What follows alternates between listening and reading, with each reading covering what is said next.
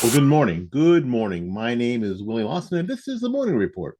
The Morning Report is a production of fightbackmedia.com, fightbackmedia.com, fightbackmedia.com, and fightbackmediatv.com. We are thrilled that you are here this glorious, glorious, fantastic morning. It's Thursday, September 9th. September 9th, 2023, in the year of our Lord. Listen, if you happen to be viewing this on YouTube, do me a favor, do us a huge favor. If you're not subscribed, please subscribe. And if you would share this with your friends and get them to subscribe, we are at eight, almost messed that up. We are 8 subscribers away from the halfway point of being monetized. You need 1,000 subscribers. And we're a long way from hours viewed, but you got to get one thing at a time. So if you could help us out there by subscribing, if you're not subscribed, or getting your friends to subscribe, we need 8 more people to get to the halfway point. That would be very cool. A lot going on, always a lot going on.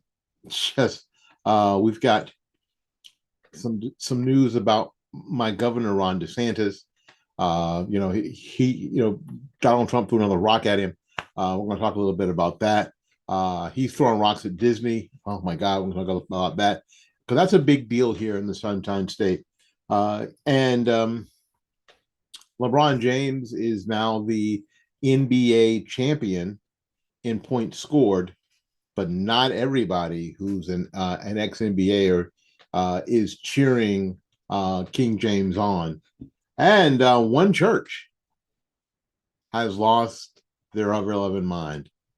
We're going to talk about what they're planning or what they're planning to talk about right after these messages.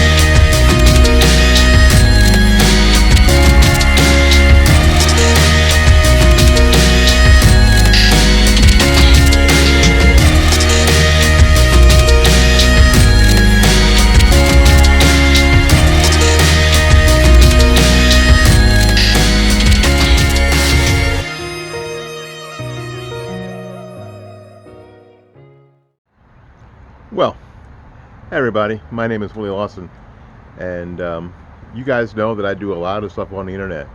And you may think with what's happening on Twitter and what's happening on Facebook and what happened to Parler that the mainstream social media sources are really trying to rid themselves of conservative voices. And you'd be right. They most certainly are. But you know what? It isn't as bad as you think it is. It's worse. But there are people who are willing to be platformed for free speech. One of those places is freedomforum.website. Freedomforum.website. You can go there and speak your mind. So come join us. Enjoy the freedom. Enjoy the fun. If you are a true blue conservative, small businesses are near and dear to your heart. They are the lifeblood of our life and economy.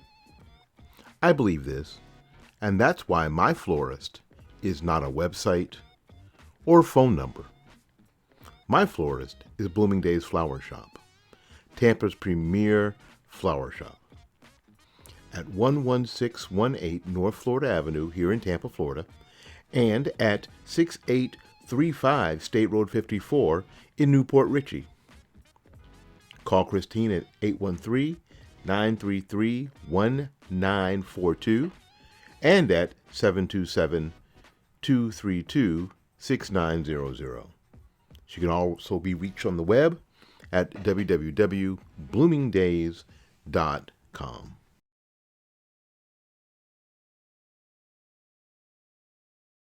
One of the things that I get asked most is where can I get information that is not tainted with liberal bias, especially here in the Tampa Bay area. Well, now I have the answer. tbctampa.com, a website by and for Tampa area conservatives. Tampa's leading conservative voices speak freely at tbctampa.com, and you can too. So join the fun and enjoy the freedom at tbctampa.com.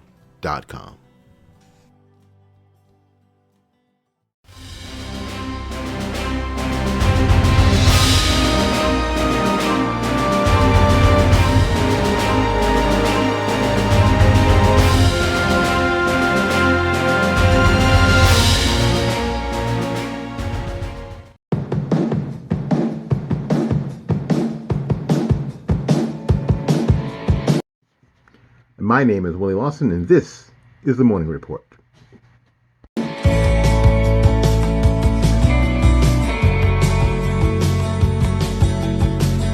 Thanks so much for being with us today. A lot of people are basketball fans, NBA fans. I'm not necessarily an NBA fan, and it may, quite frankly, have a lot to do with I've never lived in a city that had an NBA franchise. The closest NBA franchise to where I live is Orlando, and I just never was interested. I didn't play any, and again, from where we are here in the South, it is football. It's football. You hear me? Football and college football first. So I never really got into basketball. Of course, we all, people in my age group are all Michael Jordan fans. We weren't Chicago Bull fans. It was the same thing. We were Chicago Bulls fans. We weren't, we were Chicago Bulls fans. We were Michael Jordan fans. The very same way people are Tom Brady fans, and they weren't necessarily New England Patriots fans, or they definitely weren't Tampa Bay Buccaneers fans.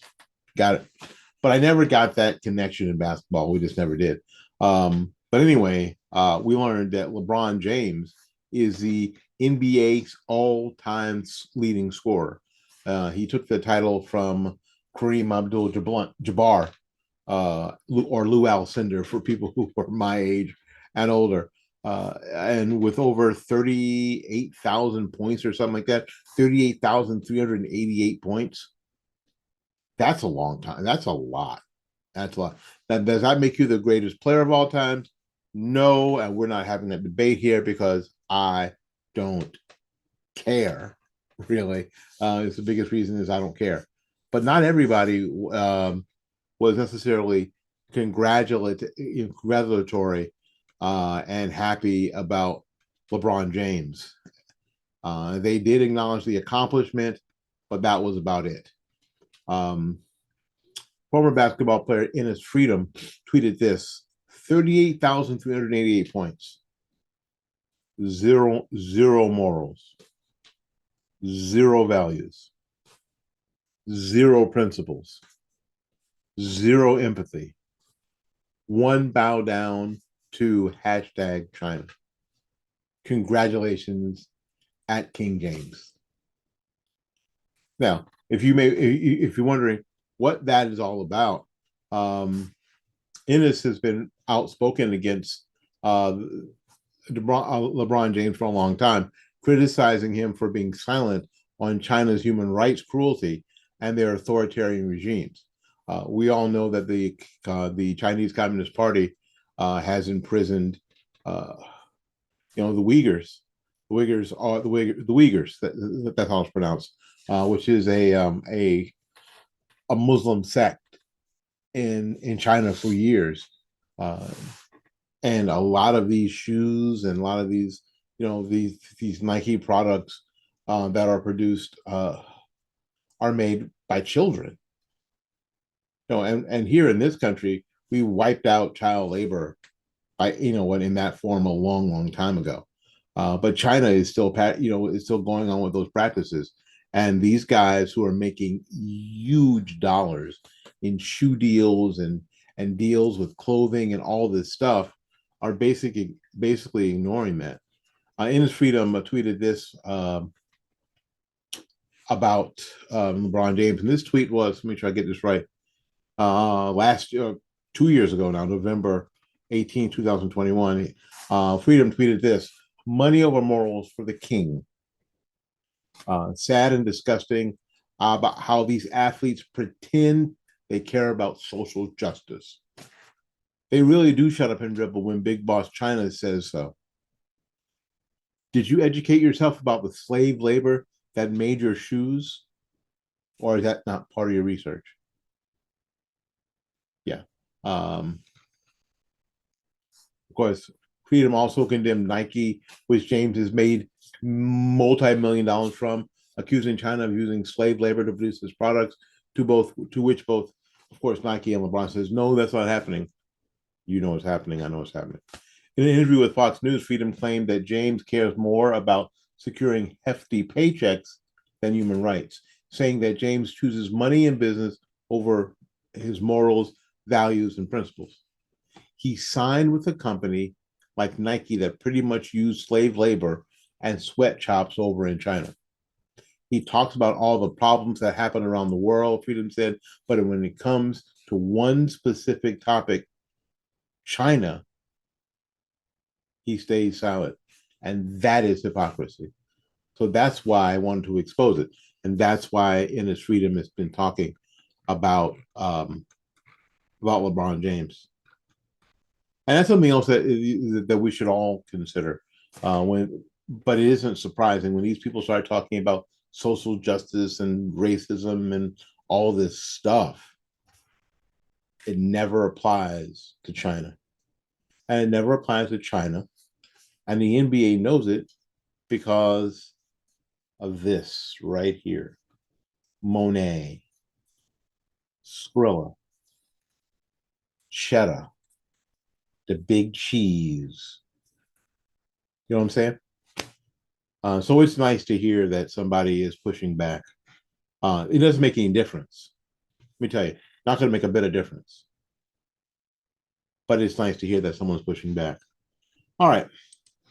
Speaking of pushing back, my governor, Ron DeSantis, is taking one more shot at Disney. Governor Ron DeSantis has had to take Disney's magic away, saying that there's a new sheriff in town. There's a new sheriff in town. Everybody's talking. The new sheriff in town. That's not the words of the song, but okay. Talking to reporters, DeSantis proudly said that the woke corporation will no longer have self-governing government that will have to pay their fair share of taxes. Disney is going to pay its fair share of taxes, and Disney is going to honor the debt. This is obviously going to be controlled by the state of Florida, DeSantis says. So there's a new sheriff in town. This comes after legislation was put forth Monday. We talked about this yesterday and the day before, citing that Disney's Reedy Creek Improvement District will now be under the control of the state of Florida. The 25,000-acre district would also be renamed as the Central Florida Tourism Oversight District and completely revamp its board, which will be made up of 5 members. However, the bill will prohibit anyone who worked or had a contract with a theme park or entertainment complex in the last 3 years, including their relatives, from serving on the district's board of supervisors. The board will have control over what gets constructed or demolished in the district, building regulations, hiring people who work for the district, imposing taxes, and entering into deals with private contractors. The bill's provision will take effect as soon as the governor signs it into law, as well as the current board member's term will end immediately. Whoever is, y'all are done now. However, they can continue to serve until a replacement is appointed. There will be replacements appointed. I get, because I know this dude. When he's signing the bill, behind him will be the replacements for the Reedy Creek board. Standing around him will be the replacements. So there isn't going to be a big lag. No, I know this. I know this dude. The move will put pressure on Disney to not criticize DeSantis when the corporation, which the corporation did when the governor signed the parental rights bill, education bill into law. Now, if you want to read what that bill is about, and you've got 15 minutes, because it's only like 7 pages, it is at the bottom of the fightbackmedia.com website. Just scroll down to the bottom, and there it is. You can actually read what it says. You can actually share with people what it says. So when you hear foolishness, you can combat foolishness with truth. DeSantis and Disney have long been over it. The corporation's effort to exploit children. The governor has vowed to keep Disney from sexually grooming minors by restricting the corporation's district to show them who is boss. That's not what's happening. This is what Town Hall writes. That's not what's happening. What's actually happening is this: Disney has had an unfair advantage over SeaWorld and Universal and Lego and Legoland and anybody else since 1967. And all that's happening is that the playing ground is becoming more equal. They've got to play by the same rules as everybody else. That's really all that's happening. That's it. All right, we'll take a little break. We'll be back with more of the program right after these messages.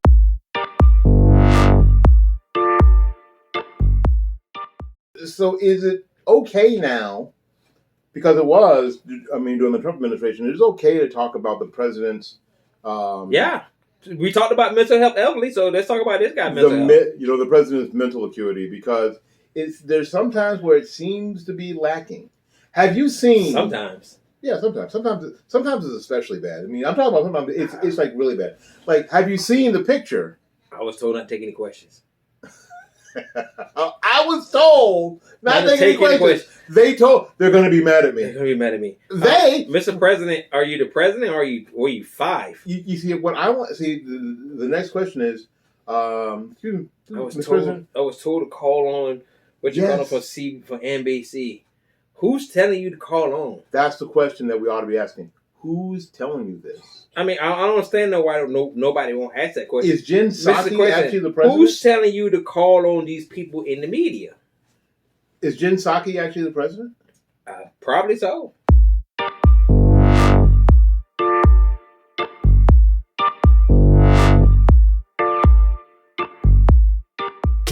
All right, welcome back. We appreciate you coming back. Listen, I'm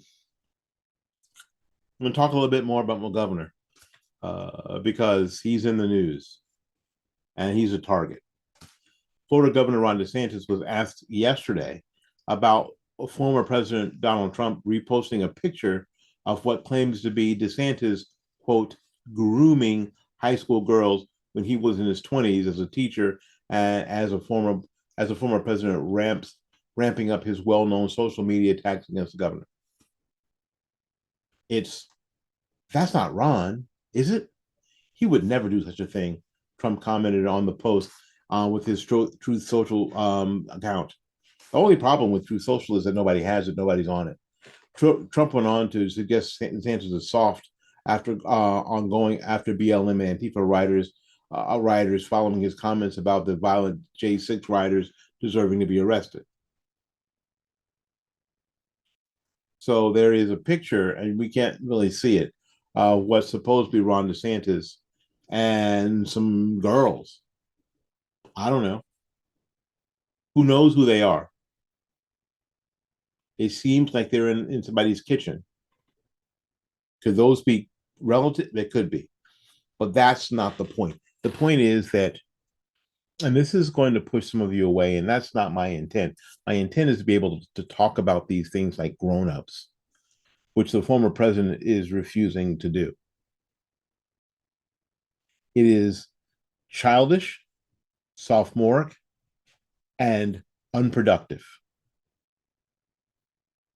But it's Trump's style. It's totally Trump brand.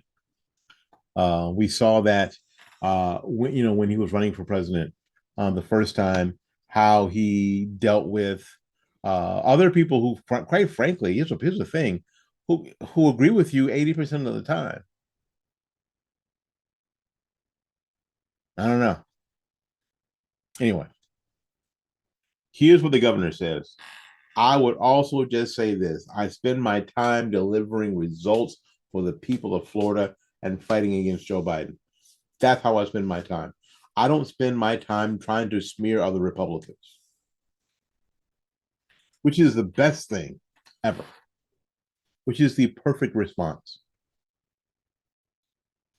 A lot of us who are looking at DeSantis in 2024, 2028 are thinking this: DeSantis is Trump without all the downsides of Trump.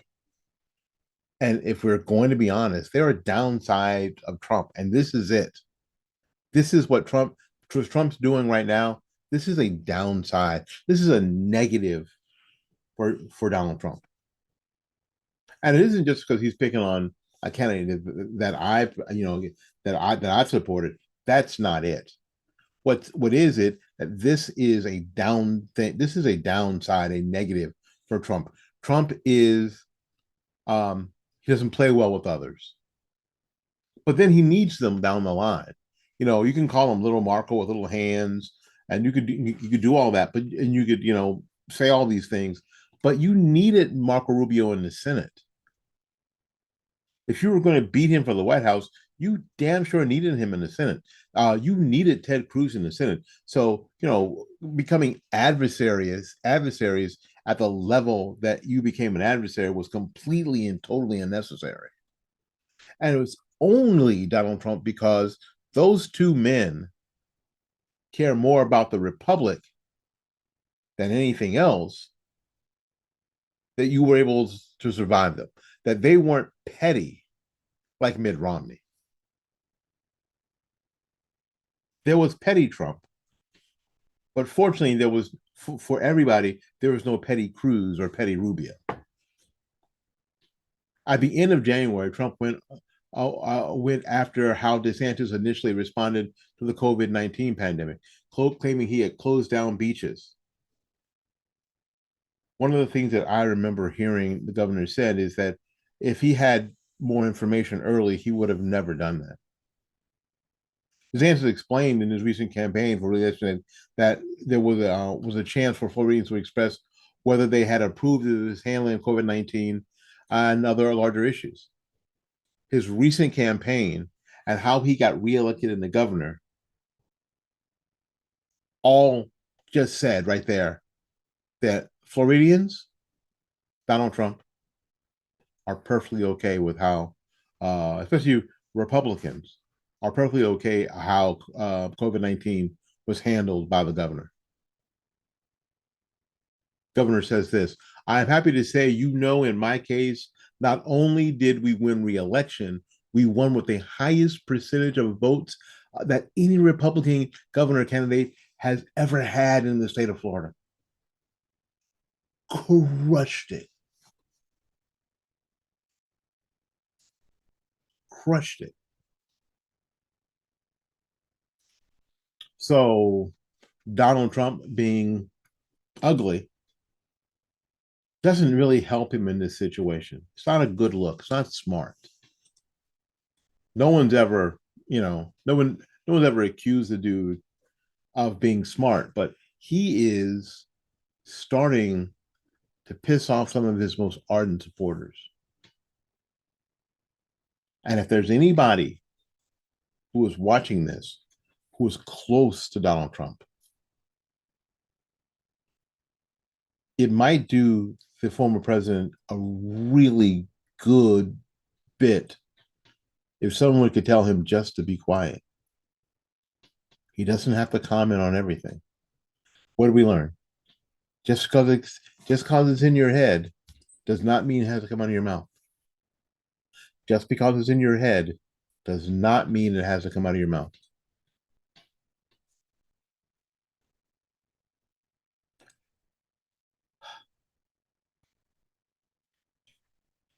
There are people who wonder why folks are walking away from organized religion. I know exactly why. Because of this. Because the progressive left is leaving no stone unturned in its quest to erase female and male distinctions from society. which is the most insanely outrageous, ridiculous, moronic thing that you think of. We've already seen it happen as women are being referred to as pregnant people or people with periods, and similarly, men as people with penises. On Capitol Hill, the rules of the 117th Congress included changes to gendered language, striking words like, ready? Father, mother, son, daughter, niece, nephew. And in academia, places like Stanford, um, and though the university is not alone, developed guides attempting to change, quote, harmful language and technology at the school, which included a section taking aim at gendered words and expressions, right? According to the guide, guys, guys, for example, should be replaced with people, everyone, or folks. Words like mailman, landlord, and man-made couldn't stand either. Now, in one church, now, we'd be careful. I'd be super careful when I start these stories. This is one church. There's so much we when people mention in the media the church, they normally mean the Catholic Church, and the Catholic Church is not everywhere and everybody. But there's one church. The Lord's Prayer could soon be passe as the push towards gender neutral language goes beyond the ivory towers, government buildings, and healthcare systems. This spring, the Church of England will launch a commission on whether to stop referring to God as He, how God refers to Himself.